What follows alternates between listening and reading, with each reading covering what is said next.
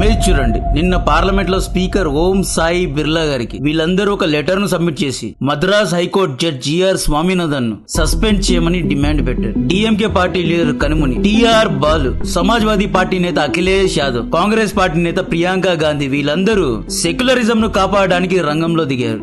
His judgments have been biased on the lines of religion and creating differences in people towards and also. Madras high court judge GR Swaminathan ఏం చేశారు? ఈయనిచ్చిన తీర్పు ఏంటి అంటే, మదురైలో సుబ్రహ్మణ్య స్వామి temple ఉంటుంది. ఈ temple కొండ కింద ఉంటుంది. కొండ పైన ల్యాంప్ పోస్ట్ లో కార్తీక దీపాన్ని December 4th రోజు వెలిగించమని తీర్పిచ్చారు. ఇక్కడ మీరు నన్ను అడగాలి, ఇయర్లీ ఒకసారి దీపాన్ని వెలిగించండి అని తీర్పిచ్చినందుకు ఇంతమంది యుద్ధానికి ఎందుకు దిగారు అని.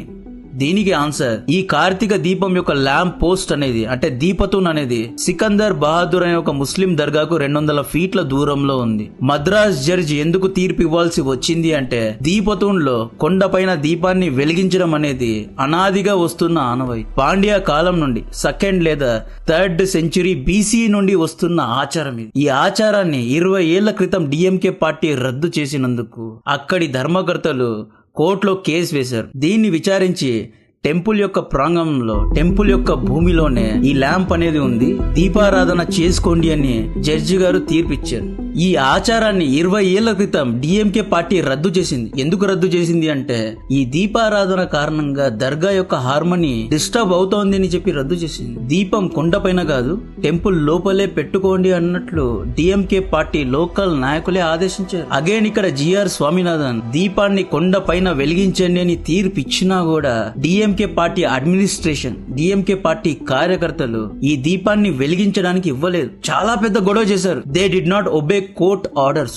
హైకోర్టు జడ్జి తీర్పుకు విరుద్ధంగా పనిచేశారు. దిస్ ఈస్ క్లియర్ గా రాజ్యాంగ విరుద్ధంగా పనిచేశారు. తమిళనాడు డిక్టేటర్షిప్ వైపు వెళ్లిపోతోందా అనిపిస్తోంది. దర్గా పక్కనే అలా ఇలా హిందూ దీపాన్ని వెలిగించమని తీర్పిస్తారు. జిఆర్ స్వామినాథన్ సెక్యులరిజం ను చంపడానికి ట్రై చేస్తున్నారు. హిందువులకు ప్రిఫరెన్స్ ఇచ్చి జడ్జిమెంట్ ఇచ్చాడు. ఇతన్ని పదవి నుండి తీసేయండి అని చెప్పి స్పీకర్ ముందు ప్రత్యక్షమయ్యారు వీళ్ళందరూ. అయితే రెవెన్యూ రికార్డ్స్ లో చూస్తే ఈ దీపతూన్ అనే ఏరియా, ఈ ల్యాంప్ పోస్ట్ మురుగన్ టెంపుల్ యొక్క యాజమాన్యానికి చెందిన భూమిలోనే ఉంది. 95% of hill belongs to temple administration. As per రాజ్యాంగం నా పేరు మీద ఉన్న భూమి లోపల దీపాన్నైనా పెట్టుకుంటా, పూజలైనా చేసుకుంటా. ఇది సెక్యులరిజం ను చంపడం ఎలా అవుతుంది అని అక్కడి ప్రజలు అంటున్నారు.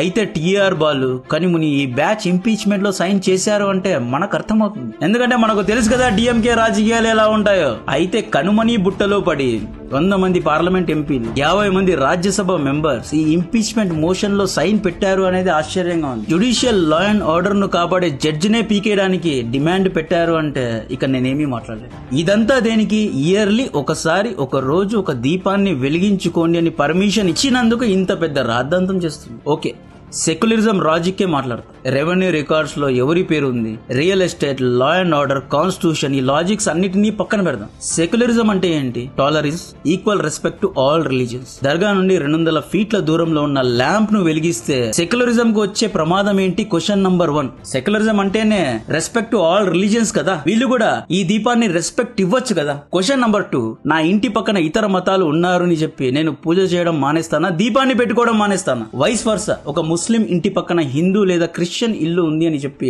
వాళ్ళు నాన్ వెజిటేరియన్ తినడం మానేస్తారా, ప్రార్థన చేయడం మానేసుకుంటారు? 3rd పాయింట్, ముస్లింస్ ఎంతగానో ఆరాధించి సౌదీ అరేబియాలో ఉన్న మక్కా మదీనా అనబడే మాస్క్ 200-300 మీటర్లు కాదు, 200 కిలోమీటర్ల దూరంలో కూడా వాళ్ళు ఒక హిందూ దేవాలయాన్ని, క్రిస్టియన్ చర్చ్ ను అలో చేయరు. జెరూసలం గురించి మనకు తెలిసిందే కదా. ఇజ్రాయెల్ అండ్ పాలస్తీన్ మధ్యలో ఉన్న డిస్ప్యూటెడ్ ఏరియా జెరూసలం లో ముస్లింస్ కు అత్యంత పవిత్రమైన అల్ అక్సా అనబడే మాస్క్ ఉంటుంది. ఇప్పటి వరకు ఈ మాస్క్ లో వేరే మతాల వారిని అలో చేయరు. ఈవెన్ మక్కా మదీనాలో కూడా వేరే మతాల వారిని అలో చేయరు. సర్టైన్ అవర్స్ లో మాత్రమే అల్ అక్సా మాస్క్ లో జ్యూస్ అంటే యూదుల్ని అలో చేస్తారు. అది కూడా యూదులు లోపలికి వెళ్లి ప్రార్థన వంటివి చేసుకోకూడదు. ఒక జివిష్ పొలిటీషియన్ October 7th, 2023 కంటే ముందు బలవంతంగా పోలీసులను వేసుకెళ్లి అల్ అక్సా కాంపౌండ్ లోపలికి వెళ్లాడు అని చెప్పి హమాస్ 1200 మంది యూదుల్ని కిడ్నాప్ చేసింది. చేసింది. ఇజ్రాయెల్ మొత్తంలో 5,000 మిసైల్స్ ను వేసింది. అక్టోబర్ 7th కు వన్ ఆఫ్ ద రీజన్ కూడా బలవంతంగా అల్ అక్సా మాస్క్ లో జ్యూయిష్ పొలిటీషియన్ దూరాడు అని చెప్పి. మనం అలా చేయడం లేదు కదా, మనం టాలరెంట్ గానే ఉన్నాం కదా. భారతదేశంలో ప్రతి వీధిలో అన్ని మతాల ప్రార్థనా స్థలాలు ఉన్నాయి. మురుగన్ టెంపుల్ నెత్తి మీదే దర్గా ఉందండి. ఎప్పుడైనా ఎవరైనా కన్సర్న్ ను రేస్ చేశారు? ఒక దీపానికి ఇంత పెద్ద రచ్చ చేయడం చాలా అంటే చాలా అధ్వానంగా. డిఎంకే పార్టీకు తమిళ ప్రజల పల్స్ అనేవి బాగా తెలుసు. ఇది చేస్తే వాళ్ళు గెలుస్తారు, ఇదే చేయాలి, వాళ్ళ రాజకీయాల్లో ఏమైనా చేసుకోండి, బట్ సెక్యులరిజం ఇన్ డేంజర్ అని చెప్పి ఎంతో కష్టపడి హైకోర్టు జడ్జి స్థానానికి వెళ్లిన వ్యక్తిని దించడానికి 100 ఎంపీలు, 50 రాజ్యసభ మెంబర్స్, ప్రియాంక గాంధీ గారు ఇంతమంది రంగంలో దిగారు కదా. సూపర్. డిఎంకే పార్టీకు చిత్తశుద్ధి ఉండి ఉంటే తిరుపరాన్ కృందం ప్రజలను కూర్చోబెట్టి అక్కడి హిందూ ముస్లింస్ యొక్క పెద్దల్ని కూర్చోబెట్టి, అయ్యా ఇయర్లీ వన్స్ ఈ దీపాన్ని పెట్టుకుంటారు, దిస్ ఈజ్ అన్ ఆచారం అని చెప్పి నచ్చ చెప్పితే ఎవరు ఇంత పెద్దగా గొడవ చేయరు. But they want to do రాజకీయం ఇన్ దిస్. అందుకే ఒక మైలేజ్ కోసం ఇదంతా చేస్తున్నారు. ఈ ఫోటో ఎందుకు, ఈ ఫోటో సెషన్ ఎందుకు? ఓం బిర్లా పార్లమెంట్ లో ఈ ఇష్యూను తీసుకెళ్లామని చెప్పి ఈ సంతుష్టీకరణ రాజకీయాలు ఎందుకు? Why they want to impress certain people. Sikandar Bahadur అనే వ్యక్తి సున్నీ ముస్లింస్ కు ఆరాధ్య దైవమైన ప్రాఫెట్ మొహమ్మద్ గారు కాదు. షియా ముస్లింస్ కు గురువైన హజరత్ అలీ గారు కూడా కాదు. హీఈస్ ఎ సెయింట్, ఒక సాధు. అండ్ అగైన్ దర్గా అనేది దేవాలయం కాదు, ప్రేయర్ చేసుకునే స్థలం. అక్కడ దర్గాలో దీపాన్ని పెట్టడం, అది కూడా 200 ఫీట్ల దూరంలో పెట్టడం అనేది ఏమంత పెద్ద తప్పు కాదు. ఢిల్లీ సల్తనట్ మదురైను ఆక్రమించినప్పుడు ప్రజల్ని కన్వర్ట్ చేయడానికి వచ్చిన వ్యక్తే సికందర్ బహదూర్. అయితే ఈ దర్గా మురుగన్ దేవాలయానికి ఎగ్జాక్ట్ గా పైన ఉంది, కొండ పైన ఉంది. ఈ దర్గా వల్ల హిందువుల హార్మోని డిస్టర్బ్ అవ్వడం లేదు కదా. సెక్యులరిజం అనేది ఎందుకు ఎప్పుడు వన్ సైడ్ గానే ఉంటుంది. అసలు ఈ కార్తీక ఈ దీపం ఇష్యూ ఎలా మొదలైంది అంటే 2nd or 3rd century BCE. అంటే 1C అంటే ఏంటి? జీసస్ క్రైస్ట్ గారు పుట్టిన ఇయర్ ను 1C అంటారు. 3rd century అంటే జీసస్ పుట్టడానికంటే 300 ఏళ్ల క్రితం ఈ దేవాలయాన్ని స్థాపించారు. ఇస్లాం పుట్టింది 632 CE. అంటే ఇస్లాం కంటే 1000 సంవత్సరాల క్రితమే అరుల్ మిగు సుబ్రహ్మణ్య స్వామి టెంపుల్ ను స్థాపించారు. ఈ టెంపుల్ తిరుపరాన్ కృందం హిల్ లో ఉంటుంది. శివుడి టెంపుల్ అన్నమాట. ఆ తర్వాత దీన్ని మురుగన్ టెంపుల్ గా మార్చారు. దీన్ని 6 అబౌట్స్ ఆఫ్ లార్డ్ మురుగన్ అంటారు. అంటే 6 పడై వీడు అన్నమాట. మదురై నుండి 8 కిలోమీటర్ల దూరంలో ఈ మందిరం ఉంటుంది. పాండ్య రాజులు కొండను కట్ చేసి ఈ దేవాలయాన్ని స్థాపించారు. రాక్ కట్టింగ్ ఆర్కిటెక్చర్, అప్పటి స్టేట్ ఆఫ్ ఆర్ట్ టెక్నాలజీని వాడి ఈ టెంపుల్ ను కట్టారు. లిటరలీ పాండ్య రాజుల తర్వాత విజయనగర రాజులు దీన్ని చూసుకున్నారు. ఈ టెంపుల్ లో 3 డిస్టింక్ట్ ఫ్యూచర్స్ ఉంటాయి. ఒకటి, 2000 ఏళ్ల క్రితం జైన్ మాంక్స్ ఇక్కడ నివసించేవారు. విద్యా వైద్యాన్ని జైన్ మాంగ్స్ అక్కడి ప్రజలకు నేర్పించారు. ఈ కొండ యొక్క వేరు వేరు గృహల్లో జైన్ మాంగ్స్ యొక్క ఇన్స్క్రిప్షన్స్ ఉంటాయి. ఈ కొండ యొక్క ఒక గృహలో పళని ఆండవ టెంపుల్ ఉంది. సదరన్ సైడ్ లో కాశీ విశ్వనాథ్ టెంపుల్ కూడా ఉంది. తిరుపరాన్ కృందం కొండ కింద మురుగన్ టెంపుల్ ఉంటుంది. 900 ఫీట్లు కొండ ఎక్కితే దీపతున్ అనే ల్యాంప్ పోస్ట్ ఉంటుంది. ఈ ల్యాంప్ పోస్ట్ ఒక ఇమేజెస్ చూడండి. డెఫినెట్లీ 1000 ఏళ్ల క్రితమే కట్టినట్లు ఈ ల్యాంప్ పోస్ట్ ఉంది. ఎంత పాతగా ఉందో చూడండి. 1400 ఏళ్ల నుండి దీపతున్లో దీపం పెట్టడం అనేది ఒక ఆనవాయితీ. ఈ కొండపై నుండి మదురై 360 డిగ్రీ వ్యూను చూసుకోవచ్చు. ఇయర్ 1335లో పాండ్యాను ఓడించలేదు, పాండ్యా అప్పటికే వీక్ అయిపోయింది. పాండ్యా సామ్రాజ్యం తర్వాత అలావుద్దీన్ ఖిల్జీ అనే ఒక సల్తనెట్ మదురైలో స్థాపింపబడింది. ఈ అలావుద్దీన్ ఖిల్జీ ఎవడు?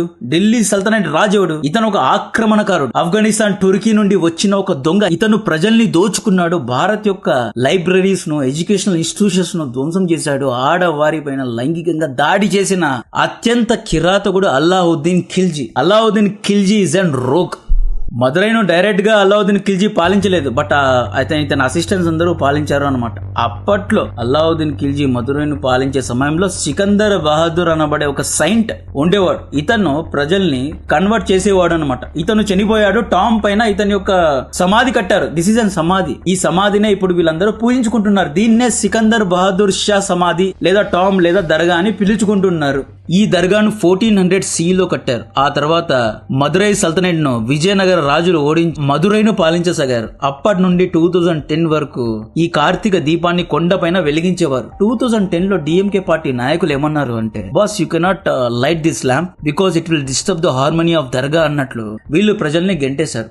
అప్పటి నుండి దీపారాధన టెంపుల్ లోపలే చేస్తున్నారు. టెంపుల్ లోపలే ఒక చిన్న పోస్ట్ లో దీపాన్ని వెలిగిస్తున్నారు. దీంతో ఈ టెంపుల్ ను మేనేజ్ చేసే పూజారులు గాని, ధర్మకర్తలు వీళ్ళందరూ రంగంలో దిగి హైకోర్టును ఆశ్రయించారు. బట్ ఇప్పుడు డిఎంకే పార్టీ సెక్యులరిజం అని చెప్పి దీపాన్ని వెలిగించొద్దు అంటోంది అని వీళ్ళు మొర్ర పెట్టుకున్న తర్వాత డిస్ట్రిక్ట్ కోర్ట్ లేదు you can light the lamp అని తీర్పిచ్చింది. ఆ తర్వాత మద్రాస్ హైకోర్టుకు వెళ్లారు. హైకోర్టులో జిఆర్ స్వామినాథన్ కూడా yes you have to light a lamp, దీపతుంలో మీరు దీపారాధన చేయండి అన్నట్లు, పూజించుకోండి అన్నట్లు, అది కూడా ఇయర్లీ వన్స్ కదా అన్నట్లు ఈయన తీర్పిస్తే Kanimozhi DMK party TR Balu, Priyanka Gandhi, Akhilesh Yadav వీళ్ళందరూ ఐ థింక్ ప్రియాంక గాంధీ గారికి ఇది అర్థమవుతుందా లేదా అనేది మనకు తెలియదు.